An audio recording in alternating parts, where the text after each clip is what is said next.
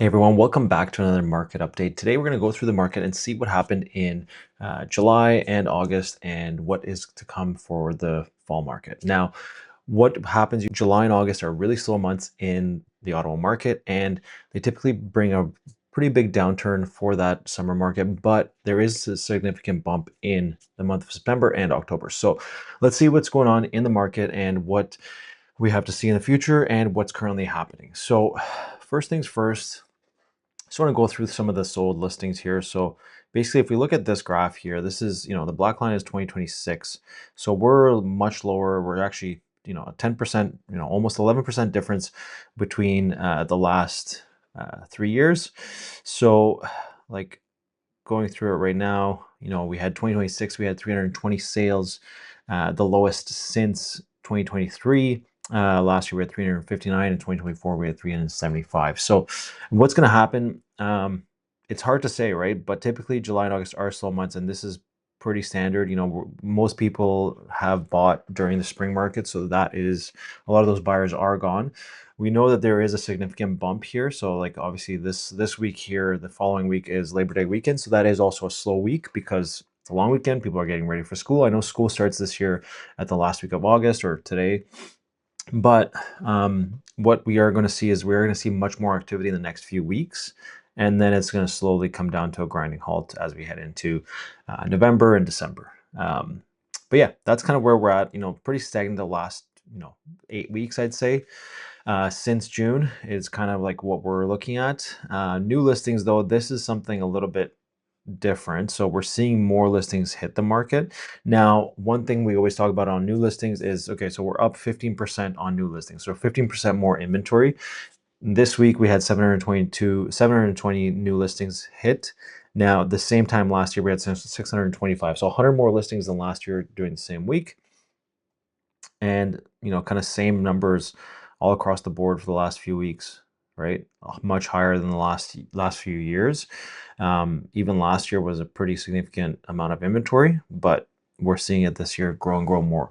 And that's mainly, we're seeing that because of the new builds. We're seeing that because of the economy and all that. People are trying to sell, trying to get out of their homes. And it really depends on what you have and what's being listed. So the other thing too is the average sale price is across the board. It's up by 2% from last year, but overall it's been on a downward trend typically. Now the average sale price this week is 573,000, which is up from 562,000 last year. And we had some of that happen but we also had a massive drop in, was this week 29? What are we at, week 34? So that was 5 weeks ago. So we're in July, we're at a massive drop. And that's typically when we see that is the market comes down to a pretty big halt in the week of July, or the month of July and August. So some things to keep note there. I'm going to go through some of I like to go through some of my custom charts. Now, what's happening in Ottawa? So let's go to Ottawa. So transaction volume, obviously, let's leave it to July. We're on a downward trend like we've been talking about. So the peak this year, we sold 1,414 homes. Last year, we sold 1,569 homes. So that is a pretty stark difference, right? What is that? So we're at almost 150 sales less than last year. So a 10% drop year over year. And we're heading down towards this kind of slump that we see every year, right? So every year it kind of slumps in the summer, and then we get a rebound in September and October, and then it keeps going down in November and December. So that is one thing. I'll have some tips and tricks for people listing in the next few weeks. Average price, we see this. So we had a drop in January. It climbed right back up all the way to June. Now it's dropping again, and then we're probably going to see another drop in August and then come back up in September. Now, new listings volume. This is the big one, right? So this year, last year we had 1,500 sales, but we had 3,000 new listings. This year we had 1,400 sales and 2,900 new listings. So The newest listings volumes is actually down almost 5% from year over year, but it's still very, very high, right? And still very relative to the amount of sales, right? Like, yes, we had 100 more listings last year, but we also sold 100 more homes. And this year we had 100 less, and we also sold 100 less. So it is very relative to compare to. Um, Average days on market. This one is going to be a shocker for a lot of people. So January, we started at 59 days on average, and we got all the way down to 32. Last year, the lowest we got down to was 27, and now we're climbing pretty quick here. We're at 39 days on average. And that's like the average is the average, but that doesn't factor in homes that, like, I mean, obviously not factor in, but there's homes out there that are 100, 200 days on market right now, which is pretty much, almost the whole year. So that's something to keep in mind is there's been people that's been trying to sell and they're just trying to keep up with the market and they're just being blown out, right? Like whether you can or cannot sell, you got to kind of make a decision on what your path is. Do you hold out and hope that somebody offers what price you're looking for, or do you just offload it and drop the price to something that you know will sell it? And sellers are having a tough time with that. But also too, the buyers are not as active as they were the last few years. Months of inventory. Now this one here, so we have 3.6 months of inventory. In December, we had 4.79. So between 3 and 6 is considered a buyer's market.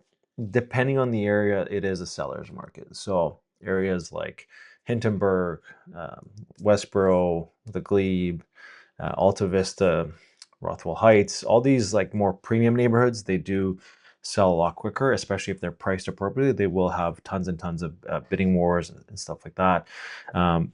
But if you're in the suburbs, this is a very real factor. Like you're looking at 3 to 4 months of inventory. Like if you're looking for a townhome in the suburbs, you have a lot to choose from, unless you're looking for something super specific.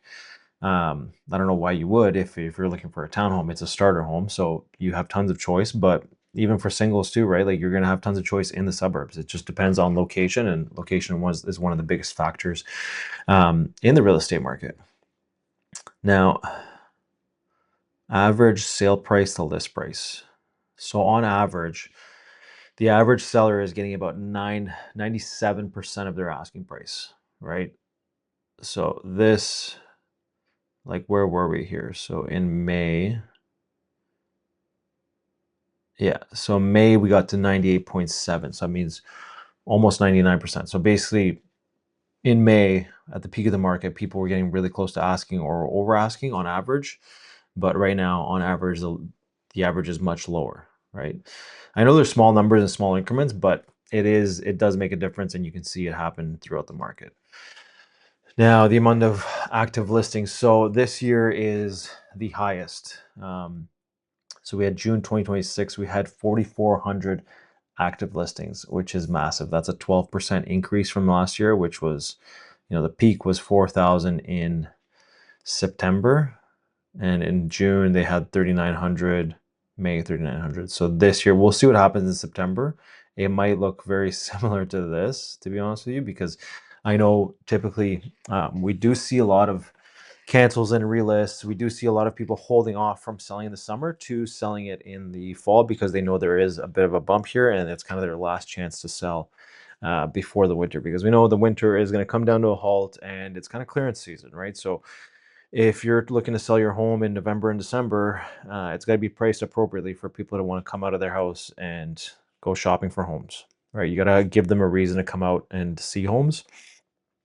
And if you're just priced above market and just hoping that somebody comes along and likes your home, it's a very stark reality.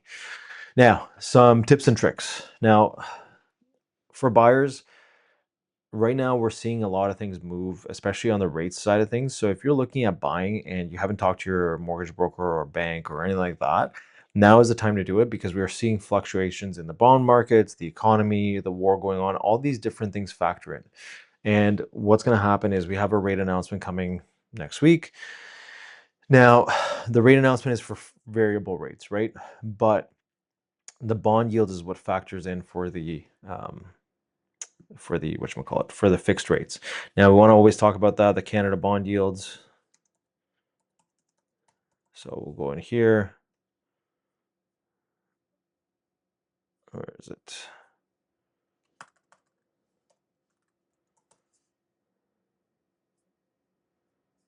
Here it is. So the bond yields are much higher. I was just looking at this the other day. That's why I wanted to talk about it. Is look where we are. So at the, in February, we were at 2.6, where rates were the most favorable. A lot of people were seeing 3.75, 3.8, 3.99 on a fixed rate for 3 to 5 years.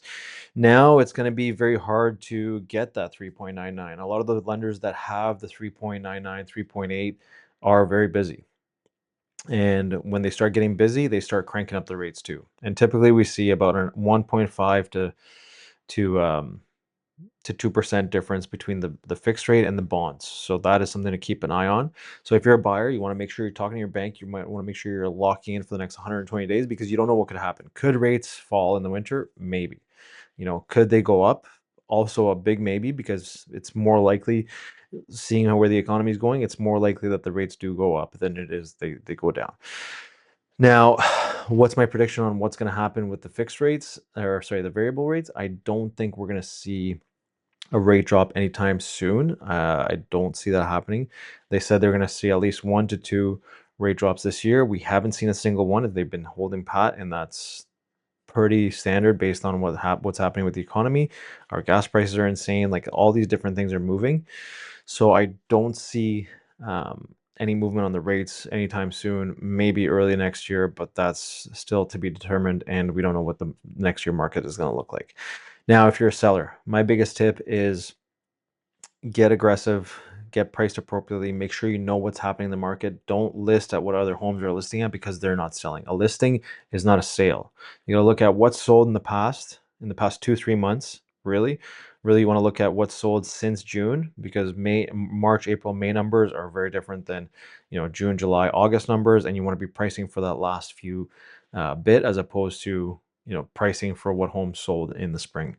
And even if you want to get a quick sale, you want to make sure you're pricing slightly aggressively. If the last few sales are 695, 690, 688, 702, you probably want to be pricing at 689.